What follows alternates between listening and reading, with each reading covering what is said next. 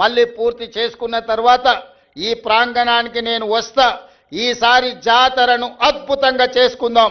ఈ వేదిక మీద నుంచి కేంద్ర ప్రభుత్వానికి నేను విజ్ఞప్తి చేస్తున్నా, కుంభమేళకు మీరు వేల కోట్ల రూపాయలు ఇస్తున్నారు. మరి మా ఆదివాసీ కుంభమేళకు కేంద్ర ప్రభుత్వం ₹1 ఇవ్వడానికి కానీ జాతీయ పండుగ గుర్తించడానికి కానీ వాళ్ళకి ఎందుకో మనసు రావడం లేదు. దయచేసి కిషన్ రెడ్డి గారు, బండి సంజయ్ గారు, ఈ ప్రాంత ప్రజల ఆశీర్వాదంతోనే మీకు ఆ హోదా వచ్చింది.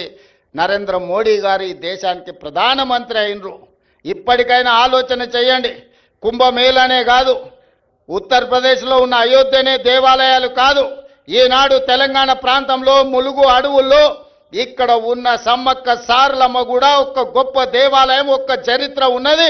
ఒక పోరాట పటిమతో పౌరుషానికి మారు పేరు, రాచరికం మీద తిరుగుబాటు చేసి జెండా ఎగరేసిన సమ్మక్క సారలమ్మ జాతరకు జాతీయ పండుగ గుర్తింపు రావాలి.